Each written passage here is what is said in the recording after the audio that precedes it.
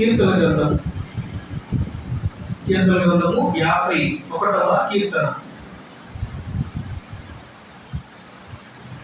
కీర్తన గ్రంథము 51వ కీర్తన 16వ వచనం.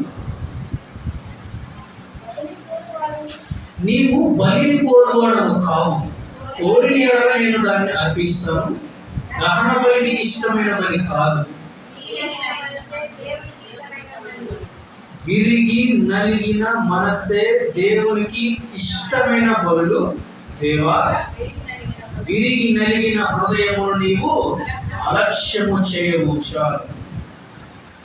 వాక్యం నిమిత్తము మరింతగా సుడిగా స్పష్టంగా మనతో మాట్లాడే నిమిత్తము దేవుడికి ప్రార్థన చేద్దాం. మహాపరిశుద్ధమైన ప్రేమ కలిగిన తండ్రి, ఇంతవరకు కూడా పాడుగా మిమ్మల్ని మేపరిచే గొప్ప భాగ్యము నీవు మాకు అందించినందుకు స్తోత్రాలు తండ్రి.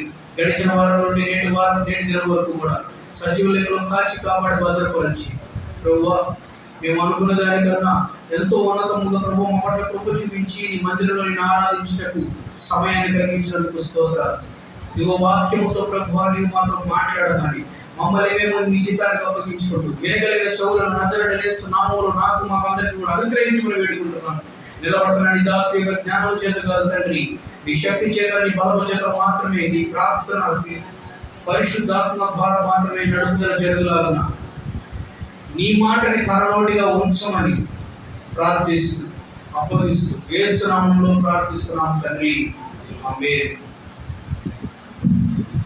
విరిగి నలిగిన మనస్సు దేవునికి ఇష్టమైన బలి.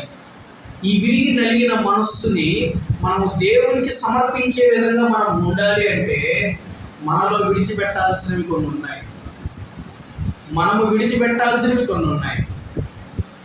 ఆ విడిచిపెట్టవలసిన విధానాలను, అలవాట్లను, బంధకాలను విడిచిపెట్టకుండా విరిగి నలిగిన మనస్సును మనము దేవునికి ఒక బలిగా అర్పించడానికి అర్హత ఉన్నవారము కాము. అర్పించడానికి ఆ మనసు కూడా మనకి రాదు.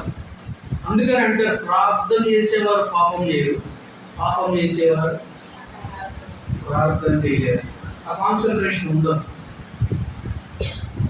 ఇక్కడ 51వ కీర్తన పైన మనం గమనిస్తే ఏమని రాసిందండి? 51వ కీర్తనకి ఈ కీర్తన ఎందుకు రాయబడింది అనే విషయాన్ని పైన ఇంట్రడక్షన్. ప్రధాన గాయకునికి దావీదు బెత్షెబా యొద్దకు వెళ్ళిన తర్వాత నాతాను ప్రవక్త అతని యొద్దకు వచ్చినప్పుడు అతడు రచించిన కీర్తన. నాతాను ప్రవక్త వచ్చి గద్దించాడట, నీ పరిస్థితి ఇది, నీ ఇట్లా పాపం చేశావు అని చెప్పి గద్దించినప్పుడు కొంచెం సేపటికి, ఫస్ట్ అయితే ఒప్పుకోలేదు కానీ కొంచెం సేపటికి ఒప్పుకొని నాతాను ప్రవక్త యొక్క కాళ్ళ మీద పడి నమస్కారం చేసి క్షమాపణ కోరుతుంటే, నా కాళ్ళ మీద పడితే ఏం ఉపయోగం, దేవుని పాదాలు పట్టుకుంటే కనీసం కనికరం దొరుకుతుంది అని చెప్పగానే వెంటనే దేవుని పాదాలు పట్టుకోవడానికి వెళ్తాడు. పట్టుకుంటాడు, ప్రార్థన చేస్తాడు. కానీ అప్పటికే తన నోటి నుంచి ఒక మాట మాట్లాడతాడు. ప్రతిగా ఒక గొర్రెకి ప్రతిగా 10 గొర్రెలు ఇవ్వాలి, 5 గొర్రెలు ఇవ్వాలి. ఈ మాట మాట్లాడగానే ఆ బెత్షెబా విషయంలో తన భర్తను చంపిన దావీదు, అంటే ఒక ప్రాణాన్ని బలి కోరిన దావీదు ప్రతిగా 5 గొర్రెలు ఇవ్వాలి అని ఏదైతే దావీదు నోటి నుంచి వచ్చిన మాట ఏదైతే ఉందో ఆ మాటను బట్టే దేవుడు తీర్పు తీర్చేస్తాడు. అప్పటికప్పుడే ప్రతిగా 5 కుమారులు అకారణంగా చచ్చిపోయిన పరిస్థితుల్లో ఈ రాసిన కీర్తన. అయితే అయ్యా నేను పాపం చేశాను, హిస్సోపుతో నన్ను కడుగు, నా పాపాన్ని పరిహరించు. ఈ కీర్తన అంతా కూడా మనం చూస్తే మొత్తం ఆ మాటలంతా కూడా ఆ పాపపు ఒప్పుకోళ్ళ గురించి, తన యొక్క దీనత్వాన్ని, తన యొక్క తగ్గింపు తత్వాన్ని, ఆ బ్రతిమలాడే విధానాన్ని, ప్రభువా ఇక నీవు తప్ప వేరే దిక్కు లేదయ్యా అని బ్రతిమలాడే విధానం కనపడుతుంది. ఆ తర్వాత క్షమాపణ పొందుకుంటాడు. కారణం మరలా తప్పిదము తన జీవితంలో చేయకపోవడం, మరలా ఆ పరిస్థితుల వైపు తాను చూడకపోవడం. చూడడు అన్న నమ్మకాన్ని బట్టి దేవుడు ఉన్న వెసులుబాటుని బట్టి తను క్షమించాడు.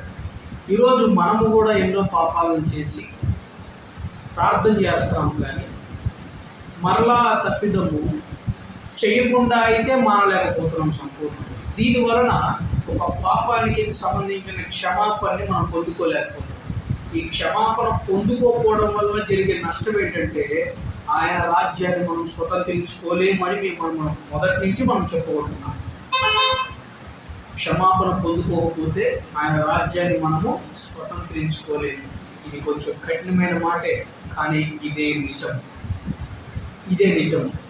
కాబట్టి విడిచిపెట్టవలసిన వాటిని మనం విడిచిపెడితే కనికరం పొందుకోగలుగుతాం, క్షమాపణని పొందుకోగలుగుతాం. అబ్రహాము విడిచిపెట్టాడు తన ఊరిని, తనకున్న సమస్తాన్ని, కానీ తన ప్రధాన కొడుకని ఒక సంభాషణ చెప్తుంది, తమ్ముడని ఒక సంభాషణ చెప్తుంది.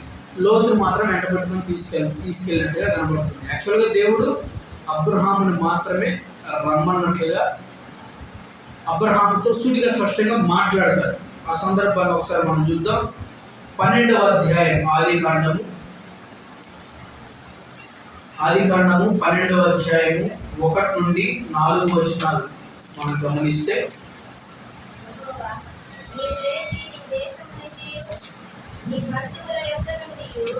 నీ తండ్రి యొద్ద నుండి బయలుదేరి నేను నీకు చూపించే దేశములకు వెళ్ళుము. నిన్ను గొప్ప జనముగా చేసి నిన్ను ఆశీర్వదించి నీ నామమును గొప్ప చేయుదును.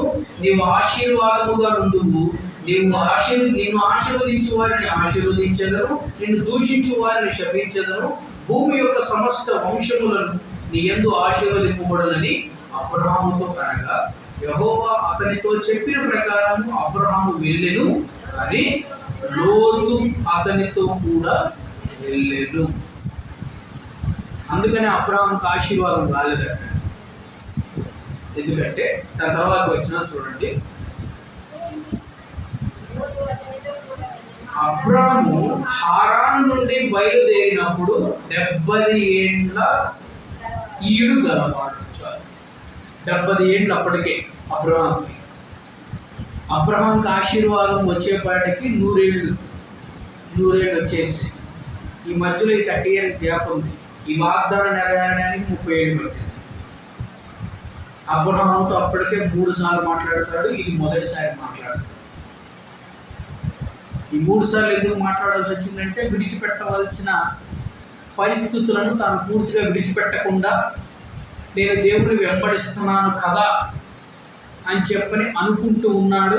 దానివల్ల ఆశీర్వాదము 30 ఏళ్ళు ఆలస్యమైంది. అట్లాగే 1వ రాజుల గ్రంథం 19వ అధ్యాయం 19వ అధ్యాయం తీసిన వారు కుదిరితే పేజీ నెంబర్ చెప్పే ప్రయత్నం చేయండి. మిగతా వారు కూడా తొందరగా తీసుకోవడానికి అవకాశం ఉంటుంది.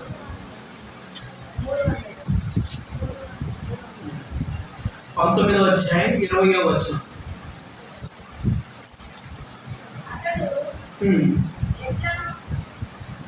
అతడు ఎడ్లను విడిచి ఏలియా వెంట పరిగెత్తి, నేను పోయి నా తల్లిదండ్రులను ముద్దు పెట్టుకుని తిరిగి వచ్చి నేను వెంబడించదని చెప్పి అతన్ని సెలవడగా అడగగా, అతడు పోయి రమ్ము, నా వలన నీకు నిర్బంధము లేదని చెప్పాను. అందుకు అతడు అతన్ని విడిచి వెళ్ళి తాడి ఎడ్లను తీసి వధించి వాటి మాంసమును గుర్తిన గల చేత వంట చేసి జనులకు వడ్డించెను. వారు భోజనము చేసిన తర్వాత అతడు లేచి ఏలియాను వెంబడించి వెళ్ళి అతనికి ఉపచారం చేయించుంటాడు. ఇక్కడ ఎవరి గురించి మాట్లాడుతున్న వారు? ఎవరిని వెంబడిస్తున్నారు?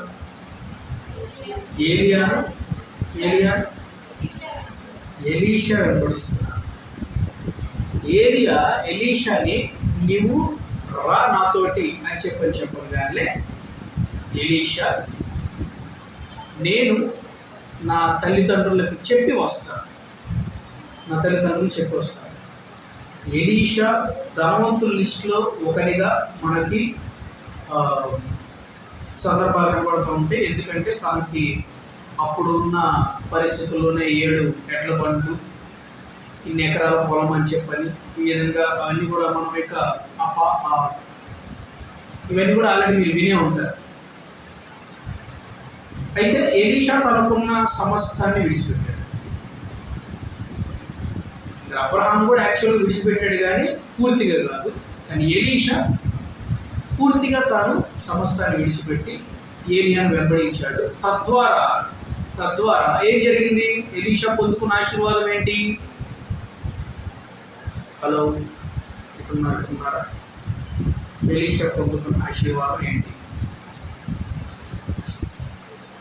సండే స్కూల్ ప్రశ్న. రెండింతల ఆత్మ. ఏలియా మీద ఉన్న ఆత్మ కంటే రెండింతల ఆత్మాభిషేకం నాకు కావాలయ్యా అని చెప్పని అడిగినందుకు తను చూపించిన విధేయతను బట్టి, మాట వినుటను బట్టి తను పొందుకున్నాడు. ఇక్కడ దేవుడు ఎన్నిసార్లు మనతో మాట్లాడాడు? నీ పాపాన్ని విడిచిపెట్టాను, నీ యొక్క పరిస్థితి ఇది, ఈ ఆలోచన విడిచిపెట్టాను. కానీ విడిచిపెట్టకుండా ఎంతకాలం నేను ప్రార్థించాలి ప్రభువా అని చెప్పని మళ్ళీ దేవుని విమర్శించే వారంలో ఉంటాం. రీసెంట్గా ప్రస్తుతం మా ఇంట్లో, అంటే మా వైఫ్ వాళ్ళ బాబాయ్ అవుతాడు, చైన్ స్మోకరు, బాగా డ్రింకర్. ఎంత డ్రింకర్ అంటే అన్నం కూడా తినాల్సినంత పని లేదు, కానీ అన్నానికి అంత ప్రాముఖ్యత ఉంటుంది. పొద్దున్న కంపల్సరీ ఉండాలి. ఒకవేళ అన్నం తిన్నా కూడా అన్నం తినాలంటే ముక్క లేకపోతే ముద్ద తెలియదు. ఇది ఆయన పరిస్థితి. ఇక వేరే పప్పు సాంబార్లు ఇవి కూడా ఆయనకి ఎక్కువ. ఒకవేళ పప్పు అన్నం అనుకోండి, కానీ అన్నం తింటే మానేస్తాడు. అదే ఆయన పరిస్థితి. ఆయన కోసం ప్రత్యేకంగా ముక్క తీసుకురావాలి. ఇది ఆయన పరిస్థితి. ఇట్లా ఉండగానే ఆయనకి భార్య లేదు, ఆయనకి పిల్లలు లేదు, అంటే పెళ్ళే కాలేదు స్టిల్ ఇప్పటికీ. ఆయన వయసు ఒక 45-50 ఏళ్ళ దాకా ఉంటే ఒక రకంగా దిక్కులే నానాలుగా ఉంటున్నాడు. సడన్గా ఆయన చేతికి ఏదో బ్లీచింగ్ పెట్టి ఏదో క్లీన్ చేసినందుకు అని చెప్పి ఆయన చెప్పుకుంటున్నారు. కానీ మెడికల్ పరంగా మాకు అర్థమైన పరిస్థితి ఏంటంటే ఈ చేతిలో ఉన్న రక్త ప్రసరణ అనేది ఆగిపోయి, ఈ ప్లేస్లో రక్త ప్రసరణ ఆగిపోయి కుళ్ళిపోవడం మొదలైంది. చెయ్యి ఎంత ఇదిగా కుళ్ళిపోయిందంటే ఈ ఏళ్ళు కూడా ఏదో కొరికేసినట్టు అయిపోయి లోపల ఎముక కనిపించేలాగా తోలు ఊడిపోయింది. లోపల ఎముక కూడా కనిపిస్తుంది. హాస్పిటల్లో అన్ని పరీక్షలు చేస్తున్నారు, కానీ ఏమీ లేదని చెప్తున్నారు.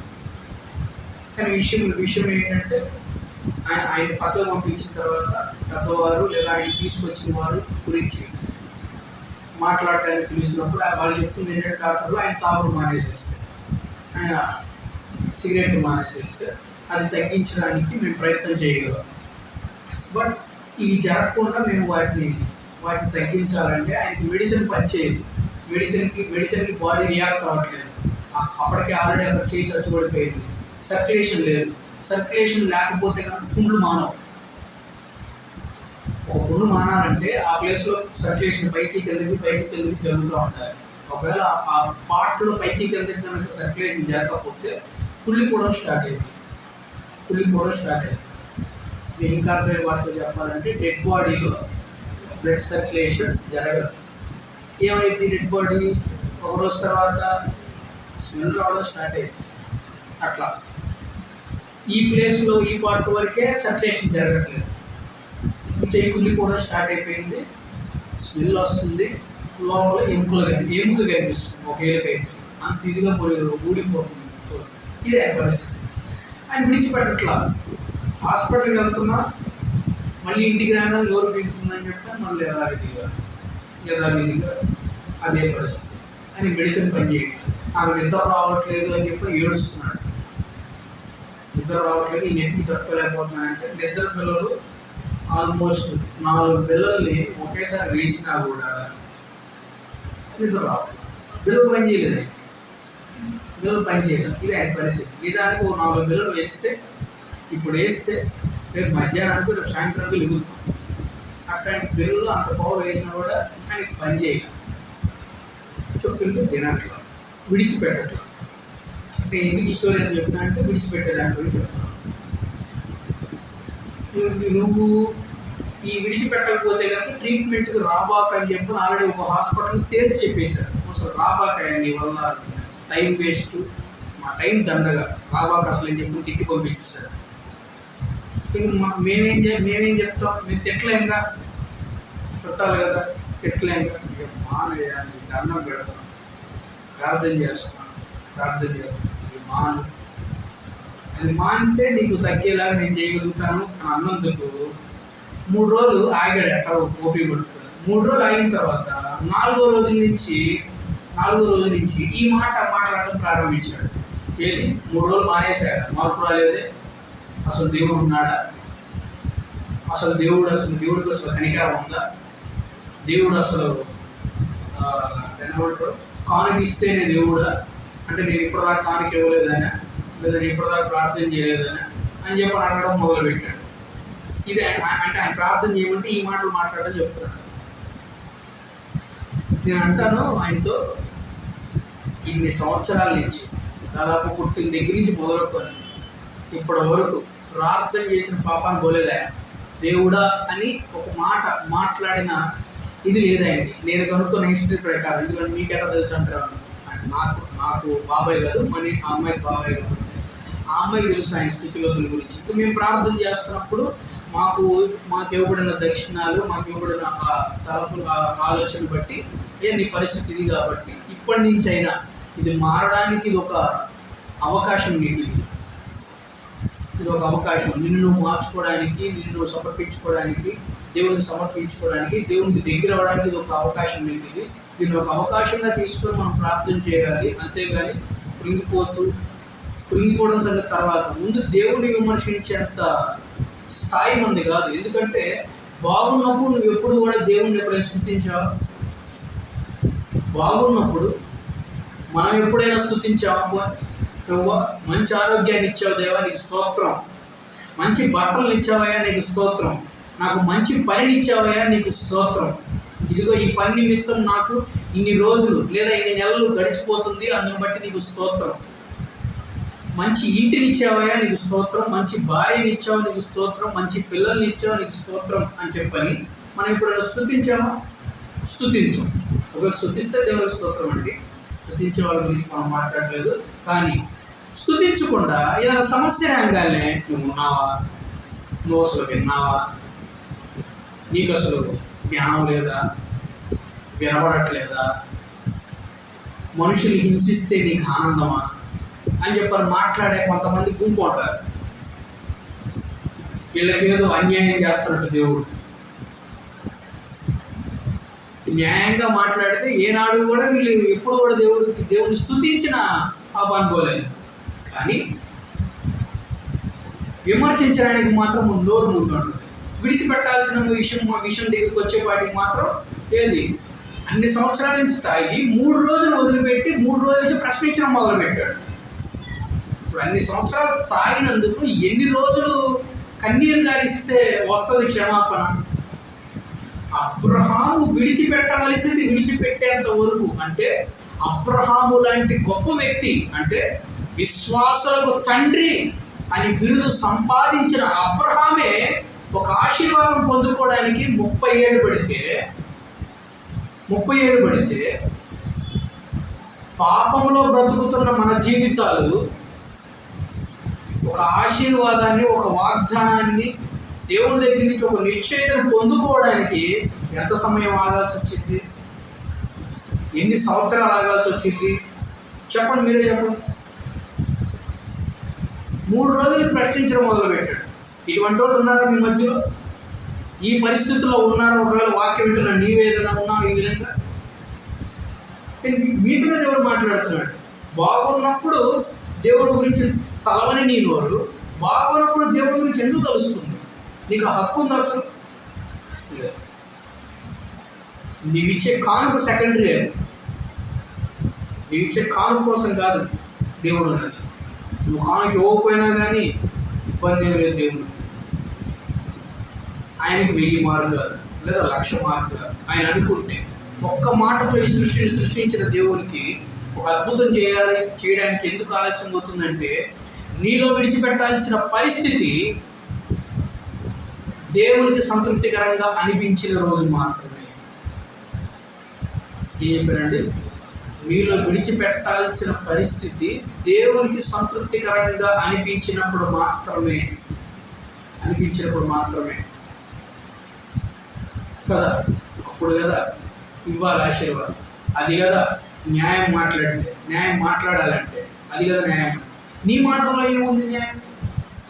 నువ్వేదో ప్రార్థించిన వాళ్ళ, నువ్వేదో ప్రార్థనలో అసలు ఎన్నో సంవత్సరాల నుంచి ప్రార్థన చేస్తున్న వాళ్ళలాగా, పాపాన్ని ఒప్పుకొని విడిచిపెట్టిన వాళ్ళలాగా మళ్ళా మాట్లాడడం.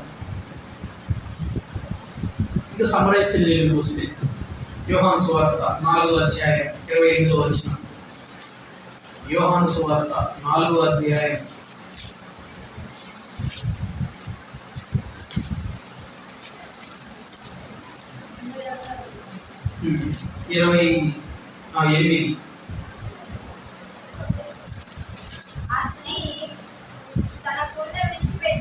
తన కుండ విడిచిపెట్టి ఊళ్ళోకి వెళ్ళి, మీరు వచ్చి నేను చేసినవన్నీ నాతో చెప్పిన మనుష్యుని చూరుడి, ఈయన క్రీస్తు కూడా అని ఆ ఊరి వారితో చెప్పగా సాక్ష్యం చెప్తుంది.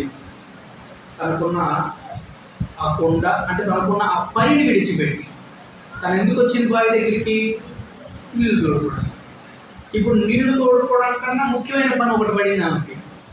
యేసు క్రీస్తు ప్రభువారు మనము ఎవరి గురించి అయితే, ఏ మెస్సియా గురించి అయితే మనం మాట్లాడుకుంటున్నామో ఆ మెస్సియా రానే వచ్చాడు అని సాక్ష్యం చెప్పడానికి తనకున్న పనిని విడిచిపెట్టి,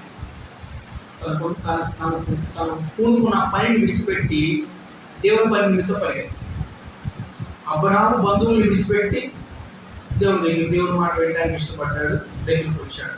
ఎలీషా తనకున్న ఆస్తిని సమస్తాన్ని విడిచిపెట్టి దేవుని పని చేయడానికి ఇష్టపడ్డాడు. సమరయ స్త్రీ తను ప్రస్తుతం పూనుకున్న పనిని విడిచిపెట్టి దేవుని పని చేయడానికి, దేవుని గురించి సాక్ష్యం చెప్పడానికి ఇష్టపడి ముందుకు వచ్చింది.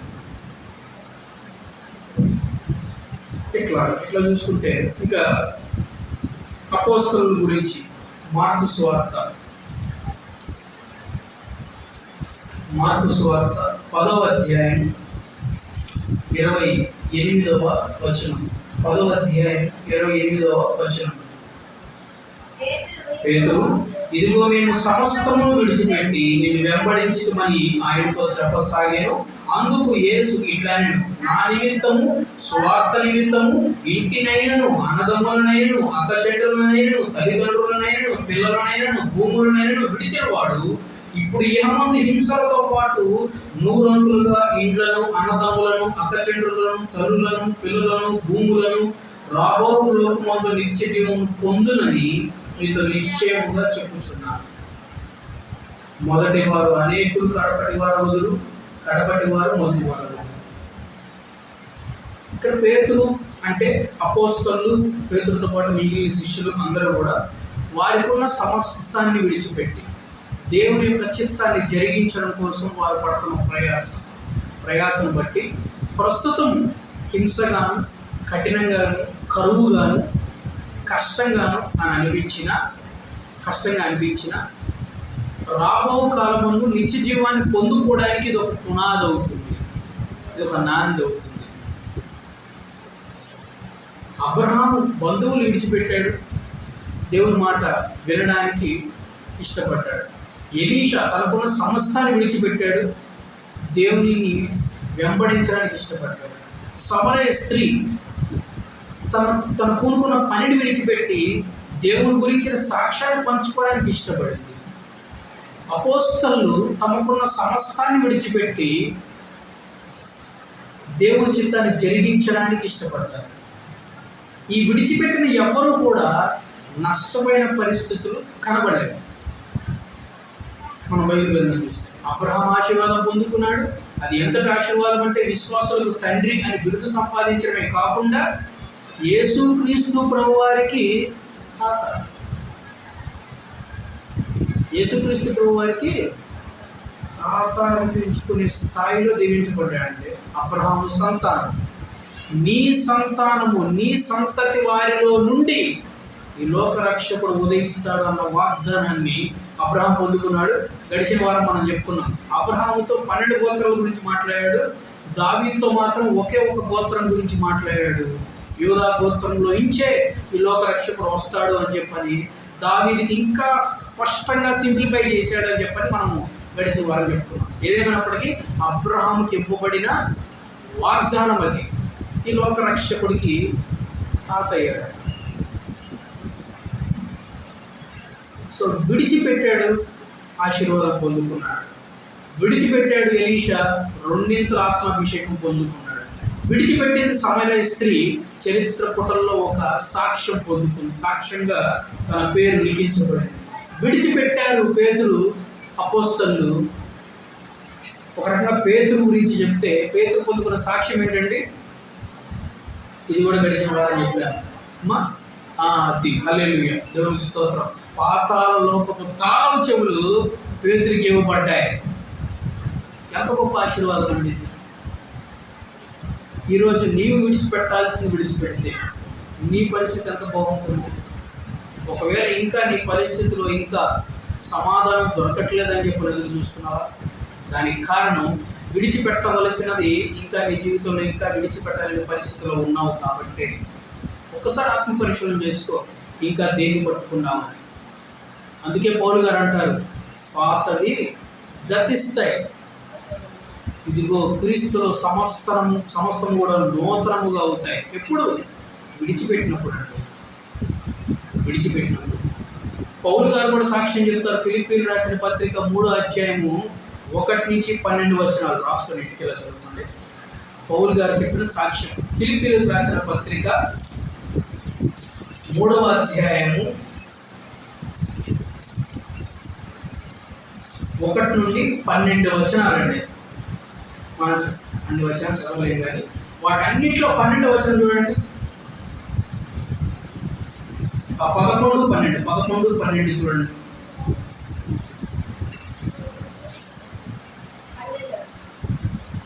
సరే, 12వ వచనం. ఇదివరకే నేను గెలిచినైనను, ఇదివరకే సంపూర్ణ సిద్ధి పొందిన వారినైనను నేను అనుకోవట్లేదు, కానీ నేను దేని నిమిత్తం క్రీస్తు యేసు చేత పట్టబడినో దాన్ని పట్టుకోవాలని పరిగెత్తుచున్నాను. దేని నిమిత్తం క్రీస్తు యేసు చేత పట్టబడ్డానో అది నాకు కావాలని నేను పరిగెడుతున్నాను. ఆ పరిగెత్తే విషయంలో దాని పై వచనాన్ని మనం గమనిస్తే కొంచెం, అంటే మొత్తం కాదు కానీ, ఆయన శ్రమలలో పాలివాడగుట ఎట్టిదో ఎరుగు నిమిత్తము సమస్తము నష్టపరుచుకొని వాటిని, మీకు కనబడలేదా? 12వ వచనం పైనే, సమస్తము నష్టపరుచుకొని వాటిని ఎంతతో సమానముగా ఎంచుకున్నాను. ఈ లోకములో ఉన్న సమస్తాన్ని కూడా నేను ఎంతతో సమానంగా ఎంచుకున్నాను. తనకి ఆస్తి లేకుండా లేదు, అర్హత పరపతి లేకుండా లేదు, బలం లేకుండా లేదు. చిటికేస్తే సైనికులు వచ్చి కూర్చొని ఏంటి ప్రభు ఏం చేయాలని చెప్పని అనగలిగే అధికారం కూడా ఆయనకు ఉంది. ఆయన యొక్క సైన్యాధిపతి. ఆయన సమస్తాన్ని విడిచిపెట్టాడు. విడిచిపెట్టడమే కాకుండా సమస్తాన్ని దేంతో పోల్చాడంటే పెట్టకపోతే పోల్చాడు. చాలా సింపుల్గా. ఇదంతా వేస్ట్. దేవుడు నన్ను పిలిచాడు, వాటన్నిటిని వదులుకొని దేని నిమిత్తం నన్ను పిలిచాడు అది పట్టుకోవడానికే నేను పరిగెడుతున్నాను. వెనకున్నవి మరచి ముందున్న వాటి కొరకే అని కూడా చెప్తా ఉంటాడు ముందు వచనాలకి చూస్తే. కాబట్టి విడిచిపెట్టవలసినది విడిచిపెట్టగలిగినప్పుడు దేవుడి దగ్గర నుంచి వచ్చే ఆ వాక్కు, ఆ దర్శనము, ఆ స్పష్టత క్లారిటీగా మనకు వినబడుతుంది, కనబడుతుంది. హల్లెలూయా. అర్థమైంది. విడిచిపెట్టవలసినది విడిచిపెడితే, మనలో విడిచిపెడితే దేవుని దగ్గర నుంచి స్పష్టమైన వాక్కు, స్పష్టమైన దర్శనాన్ని మనం పొందుకోగలుగుతాం ఖచ్చితంగా. ఎందుకంటే చాలా మంది చెప్తూ ఉంటారు కదా, సేవకులు అయితే మీకు కొంతమంది విశ్వాసులు దేవుడు నాతో మాట్లాడారు, దేవుడు నాతో ఎస్. కొంతమందితో ఎందుకు మాట్లాడతాడు? నేను ప్రతి ఒక్కరితో మాట్లాడతాను. నా మాట వాళ్ళు ఎందుకు విన్నారు, నువ్వెందుకు వినలేకపోతున్నావు? నువ్వు ఎందుకు వెళ్ళలేకపోతున్నావు? నీలో ఏముంది? నీలో అడ్డుగా ఏదో ఉంది అని విడిచిపెడతావు. విడిచిపెట్టి నా దగ్గరికి వస్తావా? విడిచిపెట్టి నా దగ్గరికి వచ్చేటప్పుడు నీకు పరిస్థితులు చూస్తూ లోకంలో పరిస్థితులు ఎట్లా మారిపోతాయంటే కరువు, హింస, బాధ, వేదన, అవమానాలు అన్నీ ఎదురవుతాయి. కానీ వాటన్నిటి వైపు చూడకుండా నీవు నా వైపు చూడగలిగితే నిత్య జీవాన్ని పొందుకుంటావు, జీవ కిరీటాన్ని పొందుకుంటామని వాగ్దానం సెలవిస్తుంది. నా నిమిత్తము ప్రాణం పెట్టేవాడు దాన్ని మరలా తిరిగి పొందుకుంటాడు. నా నిమిత్తం హింస పొందువారు, నా నిమిత్తము దూషింపబడేవారు రెట్టింపు ఘనతని ముందు పొందుకుంటారు అన్న వాగ్దానాలు మనం ఆల్రెడీ చదివి ఉన్నాం, మనకు ఆల్రెడీ తెలుసు. కాబట్టి ఫస్ట్ కష్టంగా అనిపిస్తుంది, కానీ తర్వాత ఆశీర్వాదంగా కనబడుతుంది. ఆశీర్వాదంగా పొందుకోగలుగుతాం. అబ్రహాము విడిచిపెట్టాడు, 30 సంవత్సరాల తర్వాత అయినా కానీ గొప్ప ఆశీర్వాదాన్ని పొందుకున్నాడు. ఎలీషా విడిచిపెట్టాడు, కొన్ని సంవత్సరాల తర్వాత అయినా కానీ రెండింతల ఆత్మాభిషేకాన్ని పొందుకోగలిగాడు. సమర స్త్రీ విడిచిపెట్టింది, కానీ గొప్ప సాక్ష్యాన్ని చరిత్ర పటంలో తన సమరయ స్త్రీని ఒక పేరు మర్చిపోయిన స్థాయిలో లిఖించేశాడు దేవుడు. పేతురు విడిచిపెట్టాడు, పాతాళంలో చావు చెవులు సైతం పొందుకోగలిగాడు. నీవు కూడా విడిచిపెడితే గొప్ప ఆశీర్వాదాన్ని పొందుకోవడానికి మార్గము నీవే సరి చేసుకున్న వాడు అవుతావు, సరి చేసుకున్న దాని అవుతావు. కనుక విడిచిపెడదాం. విడిచిపెట్టి చేసే ప్రార్థన, విడిచిపెట్టి చేసే ఆ హృదయ అంతరంలోపు ప్రార్థన దేవుని దగ్గరికి చేరుతుంది. అందుకనే బలులు నీకు ఇష్టమైతే నేను అర్పించడానికి సిద్ధమే, కానీ దహన బలి నీకు ఇష్టమైనది కాదు. విరిగి నలిగిన మనస్సే దేవునికి ఇష్టమైన బలి అని మనం మొదట్లో చదువుకున్నాం. అట్టి విరిగి నలిగిన మనస్సుతో మనం ప్రార్థించే వారంగా ఉందాం. ఈ విధంగా ప్రార్థన సిద్ధపాటు మనకి ఉండాలి. మనకి రావాలంటే విడిచిపెట్టవలసిన పరిస్థితి, విడిచిపెట్టవలసిన పాపము, విడిచిపెట్టవలసిన కొన్ని దేవునికి వ్యతిరేకమైనవి, వాటన్నిటిని కూడా విడిచిపెట్టి సిద్ధపడదాం. దేవుడు రాకడ వరకు మనం మన పరిశుద్ధతను కాపాడుకుందాం. దేవుడి కొద్ది మాటలు దీవించి మన ఇంట్లో భద్రపరిచి మనల్ని సజీవ సాక్షులుగా నిలబెట్టి నడిపించును గాక. ఆమేన్.